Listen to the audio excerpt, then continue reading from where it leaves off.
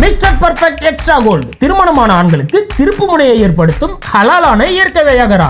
60,000க்கும் மேற்பட்ட திருப்திகரமான வாடிக்கையாளர்கள், 500க்கும் மேற்பட்ட வாடிக்கையாளர்களுக்கு குழந்தை வரமும் கிடைத்துள்ளது. வயதான பலகினமா, சுகர் பலகினமா, இனி கவலை வேண்டாம். உங்கள் இல்லறம் நல்லறமாக அமைய உடனே ஆர்டர் செய்யுங்கள். மேலும் விவரங்களுக்கு கீழுள்ள எண்ணை அணுகுங்கள்.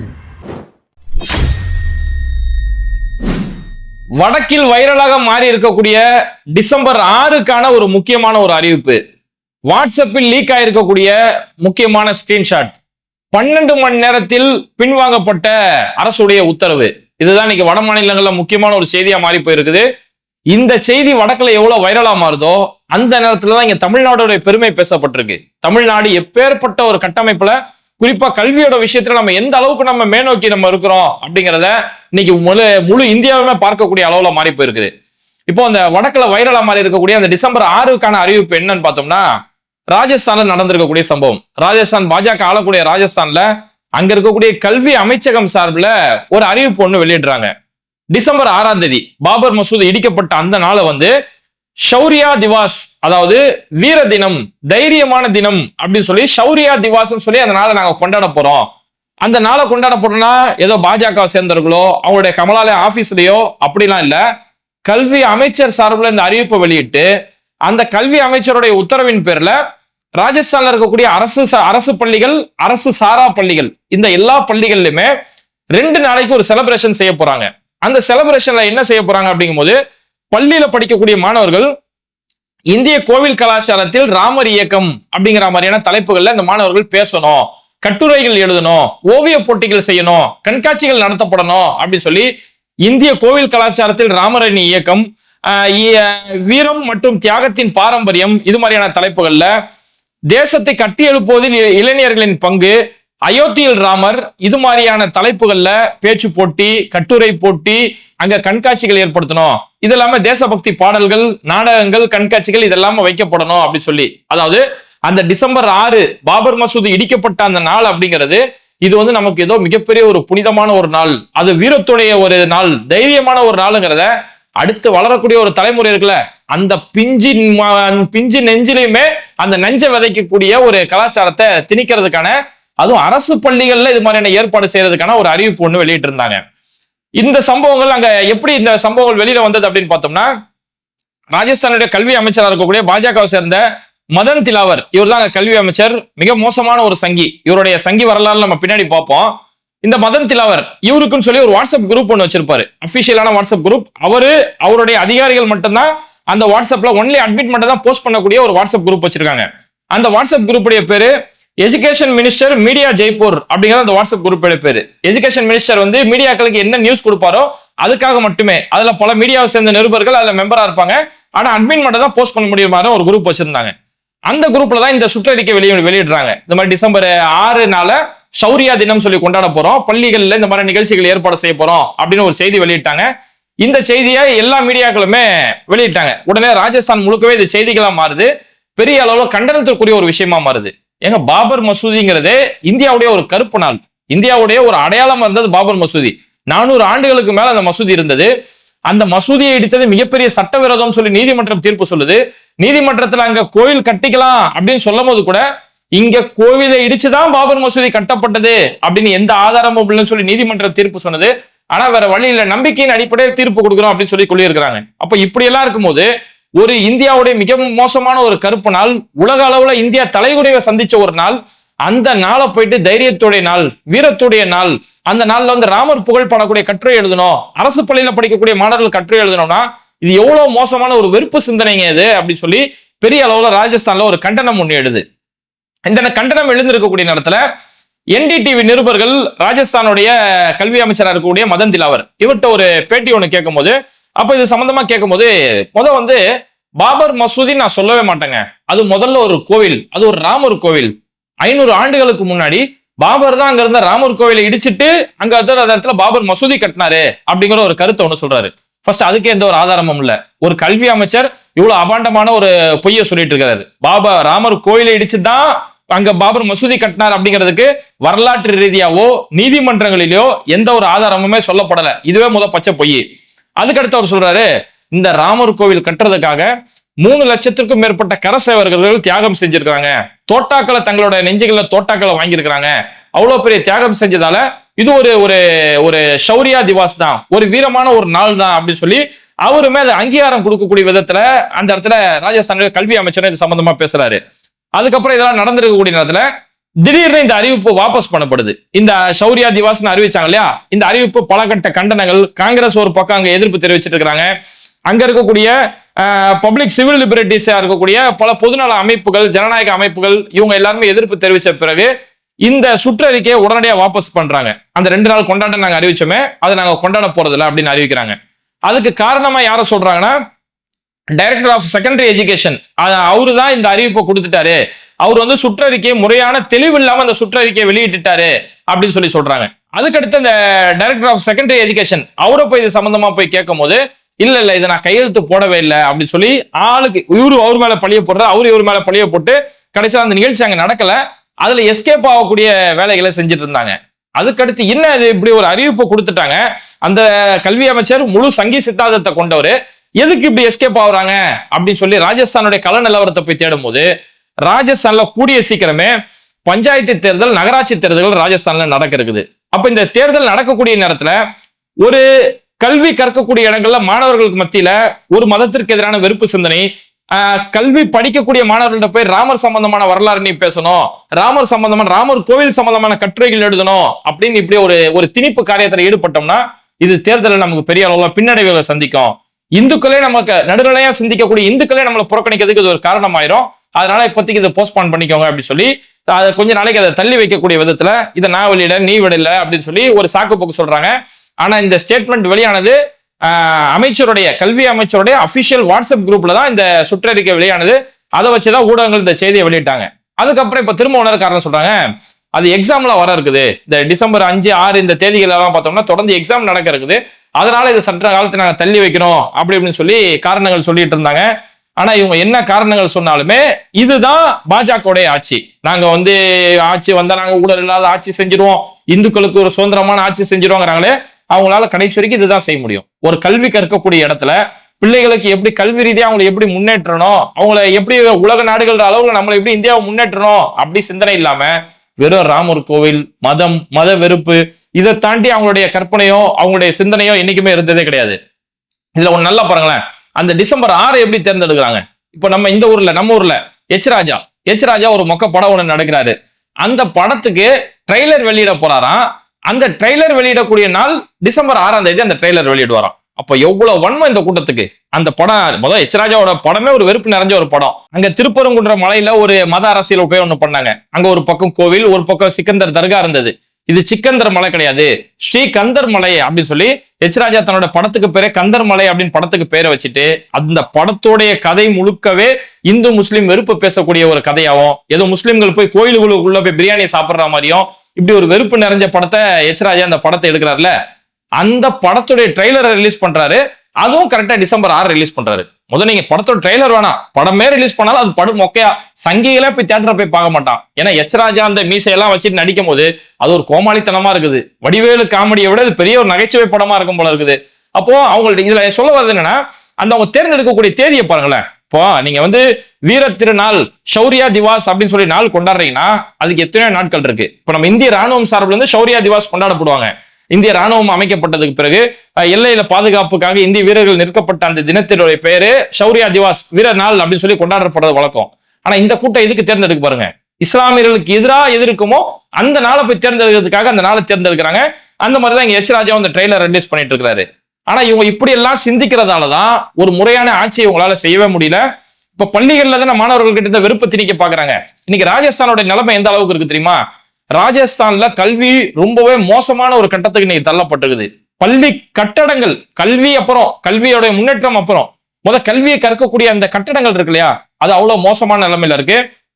இப்போ சமீபத்தில் இந்த 2025 இப்ப நடந்த விஷயம், ராஜஸ்தான்ல இருக்கக்கூடிய ஜஹலாவர் அப்படின்னு சொல்லக்கூடிய ஒரு பகுதியில ஒரு ஸ்கூலுடைய ரூஃப் அப்படியே இடிஞ்சு விழுந்தது. பள்ளியில பாடம் நடத்திட்டு இருக்கக்கூடிய நேரத்துல, மாணவர்கள் படிச்சுட்டு இருக்கக்கூடிய நேரத்துல அப்படியே ரூஃப் மொத்தமா இடிஞ்சு விழுந்ததுல 7 மாணவர்கள் அந்த இடத்துல சம்பவத்திலே உயிரிழந்தாங்க.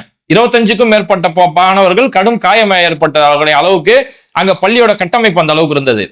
சரி, ஒரு ஸ்கூல்ல தான் இந்த மாதிரி நிலைமையா, ராஜஸ்தான்ல ஒரு ஸ்கூல்ல தான் இப்படி ஒரு நிலைமையா அப்படின்னு சொல்லி அதுக்கு அடுத்து ஒரு ஆய்வறிக்கை. எப்போ ஒரு விபத்து ஏற்பட்டு அதை 7 மாணவர்கள் உயிரிழந்ததுக்கு பிறகு அதுக்கடுத்து தான் ஸ்கூல்ல எந்த லட்சணத்துல இருக்குன்னு சொல்லி தேட போடுறாங்க. அதுக்கடுத்து தேடுறதுக்கு போகும்போது இதுல ராஜஸ்தானோட ஹைகோர்ட் சூமோட்டோவா அந்த கேஸை கையில எடுக்கிறாங்க. உடனடியா எல்லா ஸ்கூலையும் போய் செக் பண்ணணும் அப்படின்னு சொல்லி ராஜஸ்தானுடைய நீதிமன்றம் இது சம்பந்தமான உத்தரவிடுறாங்க. அதுக்கடுத்து போய் ராஜஸ்தானுடைய பள்ளிகள்ல போய் எல்லா பள்ளிகளுமே போய் ஆய்வு செய்யும் போது ராஜஸ்தான்ல இருக்கக்கூடிய பள்ளிகள்ல 22% பள்ளிகள், மொத்தம் 100% பள்ளிகள் இருக்குன்னா அதுல 22% பள்ளிகள் பாழடைந்த நிலைகள்ல இருக்கு அப்படின்னு சொல்லி அந்த ஆய்வறிக்கையில இருந்து வந்த தகவல் சொல்லுது. ராஜஸ்தான்ல இருக்கக்கூடிய பள்ளிகள்ல 31% பள்ளிகள் விரிசல் விழுந்த நிலைமையில இருக்குது. இது எப்போ வேணாலும் அந்த பேய் படங்கள்ல விரிசல் விழுந்த வீடு காட்டுவாங்க பாருங்க, அப்படி லட்சணத்துல அங்க இருக்கக்கூடிய ஸ்கூல் இருக்கு. 22% பள்ளிகள் பாழடைஞ்ச நிலையிலையும் 31% பள்ளிகள் விரிசல் விழுந்த நிலையில தான் ராஜஸ்தான்ல பள்ளிகளுடைய கட்டமைப்பு இருந்துட்டு இருக்குது.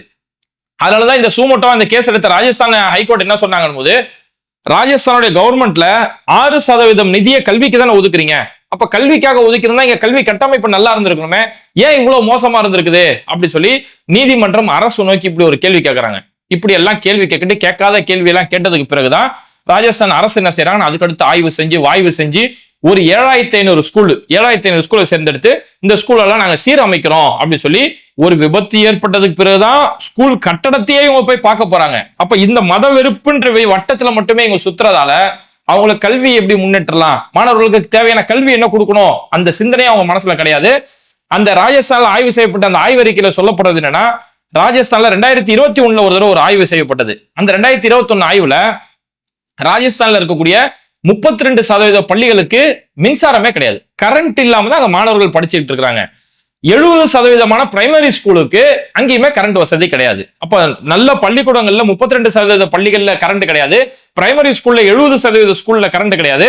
வெயில் காலங்கள்ல வெப்பம், வேர்வை சொட்டதான் வெப்பத்துலதான் இந்த மாணவர்கள் படிச்சுக்கிட்டு இருக்கிறாங்க அப்படின்னு சொல்லி 2021 அங்க வந்த ஒரு ஆய்வறிக்கை சொல்லுது. அப்ப காரணம் என்னன்னா, இவங்க மத வெறுப்பு, டிசம்பர் 6ஆம் தேதி மாணவர்களை என்ன படிக்க வைக்கலாம், இப்படியே இவங்களுடைய கண்ணோட்டம் முழுக்க செல்றதால இவங்களால ஆக்கப்பூர்வமா எதுவுமே சிந்திக்க முடியல. இப்ப நான் சொல்றேன், இந்த சட்டம் போட்டாரே மதன் திலாவர், பாஜக கல்வி அமைச்சர், அந்த ராஜஸ்தானை சேர்ந்த பாஜக கல்வி அமைச்சர், இவர் எந்த பின்னணியில இருந்து வந்தவர் அப்படின்னு பார்த்தோம்னா, முழுக்க பாஜக RSS சித்தாந்தத்தால வளர்க்கப்பட்டவர்.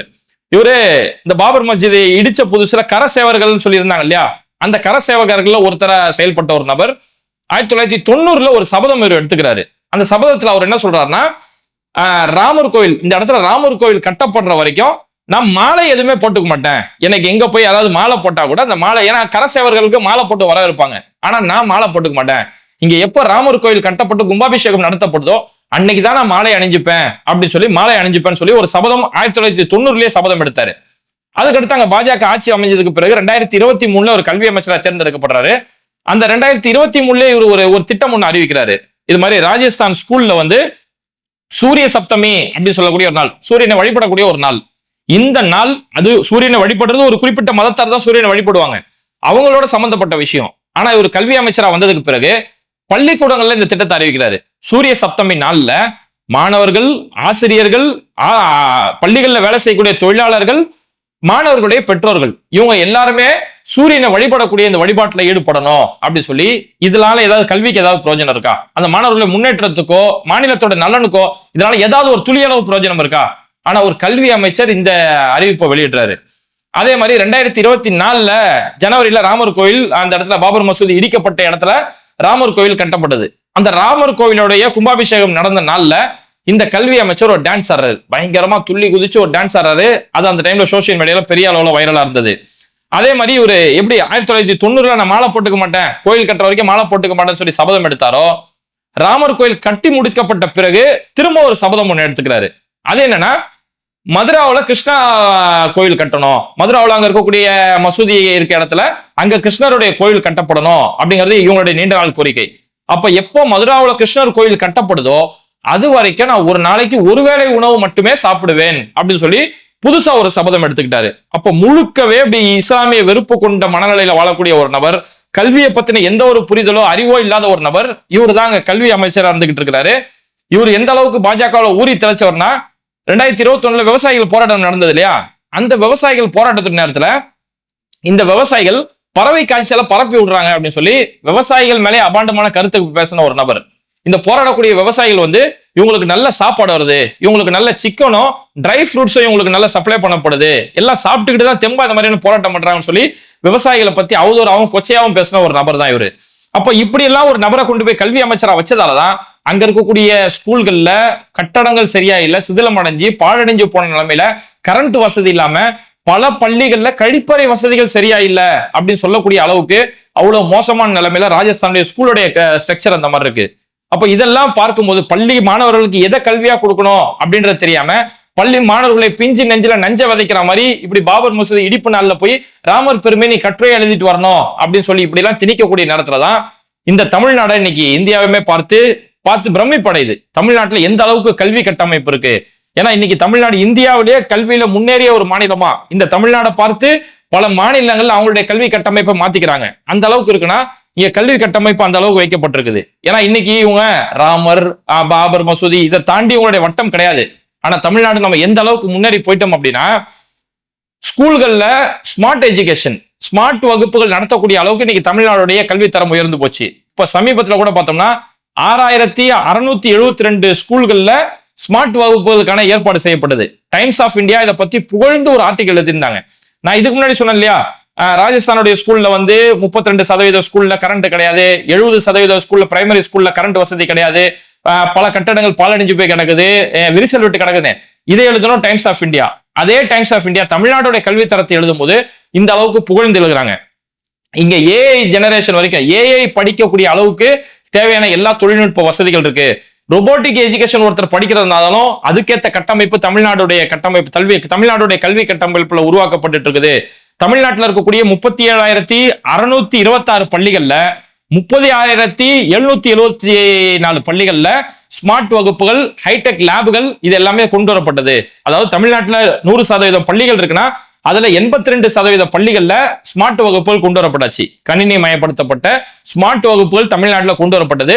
இது 2026-27க்குள்ள 90% மேல இது வந்து இம்ப்ளிமெண்ட் பண்ணப்படும் அப்படின்னு சொல்லி தமிழ்நாடு கல்வித்துறை அமைச்சகம் சார்பில், தமிழ்நாடு கல்வி அமைச்சர் சார்பில் சொல்லப்படுது. அப்ப நம்ம தமிழ்நாட்டுடைய கல்வி அமைச்சருடைய திட்டம் எந்த அளவுக்கு இருக்கு, பாஜக ஆளக்கூடிய மாநிலங்கள் இருக்கிறவங்களுடைய கல்வி திட்டங்கள் எந்த அளவுக்கு இருக்கு அப்படிங்கிறது நம்மளுக்கு புரிஞ்சுக்க முடியும். ஒண்ணும் இல்ல, காலை உணவு திட்டம் இத்தனை காலமா தமிழ்நாட்டுல சத்துணவு திட்டம்னு சொல்லி இத்தனை காலமா இருந்தது. நீதி கட்சி தான் அது முதல்ல ஆரம்பிச்சாங்க. அதுக்கடுத்து தொடர்ந்து அது நடந்துட்டு இருக்கு. இப்போ திமுக ஆட்சிக்கு வந்ததுக்கு பிறகு காலை உணவு திட்டம்னு ஒரு திட்டம் கொண்டு வந்தாங்க. இந்த காலை உணவு திட்டத்தால பள்ளி மாணவர்கள் சத்தான உணவுகளை அவங்க சாப்பிடுறதும், அந்த சத்தான உணவுகள் சாப்பிடுறதால அவங்கள கல்வியில அவங்களுடைய கவனம் செலுத்த முடியுது அப்படின்னு சொல்லி அதன் மூலியமா வரக்கூடிய ஆய்வறிக்கைகள் சொல்லப்படுது. இது மூலியமா டிராப் அவுட் ரொம்ப பெரிய அளவுல குறையுது. இடைநிறுத்தல், மாணவர்கள் இடைநிறுத்தல். ஏன்னா ஒரு சில கிராம பகுதியில, மலைவாழ் பகுதியில வாழக்கூடியவங்க வசதி இல்ல, பிள்ளைங்களுக்கு சாப்பாடு வசதி இல்லைன்றதுக்காக அவங்க படிப்பை நிறுத்திட்டு வேலைக்கு போயிடக்கூடாது அப்படின்ற கூடிய இந்த டிராப் அவுட்டோடைய சதவீதம் குறைஞ்சிருக்கு அப்படின்னு சொல்லப்படுது. அதே மாதிரி தமிழ்நாட்டில் இருக்கக்கூடிய இன்னொரு முக்கியமான ஒரு சிறப்பு என்ன தெரியுமா, டிரான்ஸ்போர்ட் அண்ட் எஸ்கார்ட் ஃபெசிலிட்டி அப்படின்னு சொல்லக்கூடிய ஒரு திட்டம். இது பல பேருக்கு இந்த திட்டம் தெரியுமான்னு கூட தெரியல. அதாவது காடுகள்ல, மலை சார்ந்த கிராமங்கள்ல, இது மாதிரியான ஒரு இடங்கள்ல வாழக்கூடியவங்களுக்கு அவங்களுடைய கிராமங்கள்ல இருந்து அந்த காடு மலைகள்லாம் தாண்டி ஸ்கூலுக்கு வர்றதுங்கிறது ரொம்ப சவாலான ஒரு காரியம். அதனாலதான் இந்த மலைவாழ் பகுதியில் வாழக்கூடிய மக்கள் பெரிய அளவுல கல்வி அறிவு அவங்களுக்கு பெரிய அளவுல இருக்காது. அதனால தமிழ்நாடு அரசு சார்பில், திமுக சார்பில் அறிவிக்கப்பட்ட ஒரு திட்டம் என்னன்னா, இது மாதிரி ரிமோட் ஏரியாக்கள், ஃபாரஸ்ட் ஏரியாக்கள், ஹில்ஸ் ஏரியாக்கள், இது மாதிரியான இடங்களுக்கு அரசு சார்பில் ஜீப் ஏற்பாடு செஞ்சு கொடுக்கணும், வாகன வசதிகள் ஏற்பாடு செஞ்சு கொடுக்கணும் அப்படின்னு சொல்லி சமீபத்தில் ஒரு 26 வாகனங்கள் 6 மாவட்டங்களுக்கு அனுப்பப்பட்டது. ஈரோடு, சேலம், நீலகிரி, தருமபுரி, திருச்சி, கள்ளக்குறிச்சி இந்த 6 மாவட்டங்களுக்கு மலை சார்ந்த பகுதிகளில் வாழக்கூடிய மக்களுக்கு மட்டுமே இந்த வாகனங்களுக்கான ஏற்பாடு செய்யப்பட்டு இன்னைக்கு அந்த மாணவர்கள் எல்லாமே அந்த ஜீப்ல அவங்க வீட்டு வாசல்ல கரெக்டா ஜீப் வந்துடும். அந்த ஜீப்ல ஏறி அழகா ஸ்கூலுக்கு போறாங்க. திரும்பவும் அவங்க வீட்டுல இருந்து ஸ்கூலுக்கு வரக்கூடிய அளவுக்கு இவ்வளவு அழகான ஒரு கட்டமைப்பு இருக்கிறதால கிட்டத்தட்ட 34,000க்கும் மேற்பட்ட மாணவர்கள் இது மூலமா இன்னைக்கு பயனடைஞ்சிட்டு இருக்காங்க. அப்ப தமிழ்நாடுடைய கல்வியோட திட்டம் பாருங்க, எல்லாமே தொலைநோக்கு பார்வையோட சிந்திக்கப்பட்டிருக்கு. வெறும் மாணவர்களுக்கு ஸ்கூலுக்கு போறதுக்கான ஜீப் ஏற்பாடு மட்டும் செய்யப்படல, அந்த மலைவாழ் பகுதியில் வாழக்கூடிய மக்களுக்கு ஆம்புலன்ஸ்க்கான ஏற்பாடு செய்யப்படணும். ஏன்னா அவங்க எமர்ஜென்சியா வர முடியலங்கிறதுக்காக அதுக்காக ஒரு 25 ஆம்புலன்ஸ் வசதி ஏற்பாடு செய்யப்பட்டது. நடமாடும் ஊர்தின்னு சொல்லி ஒரு நடமாடும் கிளினிக் அப்படின்னு சொல்லி, ஏன்னா அவங்களால டக்குனு எமர்ஜென்சியா அவங்க ஏரியால ஹாஸ்பிட்டல் கிளினிக்லாம் இருக்காது. அப்ப நடமாடும் கிளினிக் ஒன்று இருக்கணும். ஃபோன் பண்ணா டக்குனு அந்த நடமாடும் கிளினிக் வந்து அவங்களுக்கு சிகிச்சை கொடுத்துட்டு போகணும் அப்படிங்கிறதுக்காக ஒரு 20 நடமாடும் ஊர்தி அவங்களுக்காக ஏற்பாடு செய்யக்கூடிய அளவுக்கு கல்வியில, ஆரோக்கியத்தோட விஷயத்துல நம்ம தமிழ்நாடு இந்த அளவுக்கு முன்னேறி போயிருக்கிறோம்.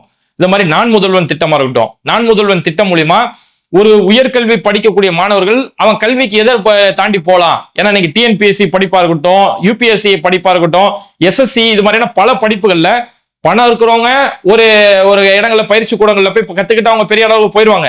அப்ப ஏழ்மையான மாணவர்கள் என்ன செய்வாங்க?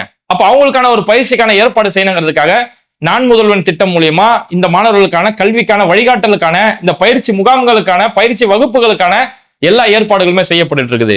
அதே மாதிரி தமிழ் புதல்வன் திட்டம். தமிழ் புதல்வன் திட்டம் அப்படிங்கிறது ஒரு மாணவன் 6ஆம் வகுப்புல இருந்து 12ஆம் வகுப்பு வரைக்கும் தமிழ் வழி கல்வியில அவர் படிச்சிருந்தாரு அப்படிங்கும் போது 12ஆம் வகுப்பு முடிச்சுட்டு அவர் உயர்கல்விக்கு தேர்ந்தெடுக்கிறாரு. ஏதாவது ஒரு டிகிரி படிக்கிறதுக்காக உயர்கல்வி போகும்போது அந்த மாணவனுக்கு மாதம் 1000 ரூபாய் அவனுக்கு கொடுக்கப்படும் அப்படின்னு சொல்லி கொடுக்கறது மூலியமா இது அவனுடைய செலவுக்கு அவன் வீட்டுக்கு. ஏன்னா ஒரு மாணவர்கள் இன்னைக்கு பல பேர் இடைநிலத்துல எதுக்கு ஏற்படுதுன்னா, நம்ம படிப்புக்காக புக் வாங்குறதுக்காக அப்பாட்ட கேட்டா அப்பாவே கஷ்டப்பட்டு இருக்காரு, நம்ம ஏன் போய் கேட்கணும், சரி நின்றுவோம் அப்படின்னு சொல்லி இந்த இடைநிறுத்தல் பெரிய அளவுல இருக்குது.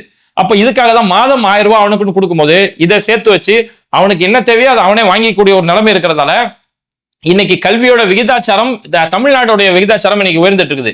டிராப் அவுட் பெரிய அளவுல இன்னைக்கு குறைக்கப்பட்டு இருக்குது. இதோட ஒரு கணக்கெடுப்பின்படி ஜிஆர்னு சொல்லி சொல்லுவாங்க, அதாவது கிராஸ் என்ரோல்மெண்ட் ரேஷியோ. இந்த பொறுத்த வரைக்கும் தமிழ்நாட்டுல கிட்டத்தட்ட 52% அளவுக்கு நம்ம தொற்றுக்கிறோம். படிப்பை முடிச்சுட்டு உயர்கல்வி போகக்கூடிய மாணவர்கள் நம்ம தமிழ்நாடு மட்டும் 52% இருக்கு. டோட்டல் இந்தியாவே 29% தான் இருக்கு. டோட்டல் இந்தியாவே 29% இருக்கும்போது நம்ம தமிழ்நாடு மட்டும் 52% நம்ம முன்னேறி போயிருக்கிறோம். கல்வியோட விஷயத்துல நம்ம இந்த அளவுக்கு நம்ம தனித்துவமா இயங்கிட்டு இருக்கிறோம். இந்த டோட்டல் இந்தியா 29 இருக்கு இல்லையா, இந்த 29 52% மாறுறதுக்கு இன்னும் 10 வருஷம் ஏற்படும். அப்ப 10 வருஷம் நம்ம முன்னோக்கி இருக்கோம் கல்வியோட விஷயத்துல. அதே மாதிரி அம்பேத்கர் அயலக திட்டம் எடுத்தோங்க. இந்த அம்பேத்கர் அயலக திட்டம்ங்கிறது ஒரு எஸ்சி எஸ்டி இந்த மாதிரியான சமூகத்தை சேர்ந்தவர்கள் இவங்க உயர் படிப்பு படிக்கிறதுக்காக வெளிநாடுகளுக்கு போய் படிக்கணும்னு நினைக்கிறாங்க. அதாவது மனு தர்மம் இங்க என்ன சொல்றதுன்னா, செருப்பு தைக்கிறோம் புள்ள செருப்பு தான் தைக்கணும், காவாடுறோம் புள்ள காவாதாடணும் அப்படின்னு மனு தர்ம சித்தாந்தம் இருக்கும்போது இங்க செருப்பு தைக்கக்கூடிய பிள்ளையும் சிங்கப்பூர்ல போய் படிக்கணும். ஒரு மலஜலத்தை சுத்தம் செய்யக்கூடிய தொழில் செய்யக்கூடிய ஒருத்தரும் அவங்க மலேசியா அமெரிக்கா மாதிரியான வெளிநாடுகளை போய் படிக்கணுங்கிறதுக்காக அம்பேத்கர் அயலக திட்டம் இருக்குது. அந்த அமெரிக்க அயலக உயர்கல்வி திட்டத்துல இத்தனை வருஷமா 13 கோடி மட்டுமே நிதி ஒதுக்கப்பட்டிருந்தது.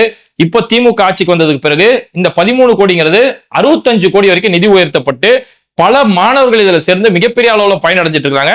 அதனால சமீபத்துல கூட நம்ம ஒரு வீடியோ பெரிய அளவுல வைரலா பார்த்திருப்போம். ஒரு ஆட்டோ ஓட்டக்கூடிய ஒரு தொழிலாளியுடைய மகள் அவங்க சைனாவில் போய் படிச்சு சைனா பாஷை பேசுறாங்க, ஜப்பானுடைய பாஷை பேசக்கூடிய அளவுக்கு இன்னைக்கு உயர்ந்து போயிருக்கணும்னா இதுதான் தமிழ்நாடுடைய கட்டமைப்பு. அப்போ பகுத்தறிவு ரீதியா எல்லா மத மக்களும் ஒரு மத நல்லிணக்கத்தோட செயல்படுறதாலதான் நம்ம தமிழ்நாடு கல்வி அளவுல இந்த அளவுக்கு உயர்ந்து போயிருக்கோம். இது எதுவுமே இல்லாம வெறும் மத வெறுப்பு இருக்கிறதால தான் ராஜஸ்தான் மாதிரியான மாநிலங்கள் இங்க பாடம் நடத்திட்டு இருக்கும்போது தலையில வந்து பில்டிங் இடிஞ்சு விழுவக்கூடிய நிலைமையில இருக்குது. அதுக்கு காரணம் டிசம்பர் 6 அன்னைக்கு நீ ராமர் புகழை பத்தி எழுது, நீ அடுத்த மதத்தை பத்தி வெறுப்போட கட்டுரை எழுதிட்டு வா இப்படின்னு எழுதுறதாலதான் அவங்களுடைய கட்டமைப்பு இருக்கு. அந்த மாதிரி ஒரு கட்டமைப்போட தான் தமிழ்நாட்டை மாத்தணும்னு சொல்லி இந்த ஒரு கூட்டம் துடிச்சிட்டு இருக்குது. அந்த மாதிரி இங்க திமுக ஆட்சி இருக்கிறதால தானே இங்க நம்மளால ஒன்னும் செய்ய முடியல. இந்த திமுக ஆட்சி அகற்றின்றதுக்காக தான் பல நடிகர்கள் இங்க இறக்கப்பட்டு பல வகையான சூழ்ச்சிகள், சோசியல் மீடியாவில் பல வகையான அவதூறுகள், பொய் செய்திகள், ஃபேக் நியூஸ்கள் சொல்லி பல்வேறு வகையான திட்டங்களும் அவதூறுகளும் சூழ்ச்சிகளும் நடந்துட்டு இருக்கக்கூடிய நேரத்துல நம்ம என்னைக்குமே அந்த ஒரு பகுத்தறிவு சிந்தனையோட பெரியாரிய மண் எந்த அளவுக்கு இத்தனை காலமா ஒரு உயிர்ப்போட இருந்துட்டு இருக்குதோ அந்த பகுத்தறிவு சிந்தனையோட தமிழ்நாடு எப்பவுமே செயல்படணும்.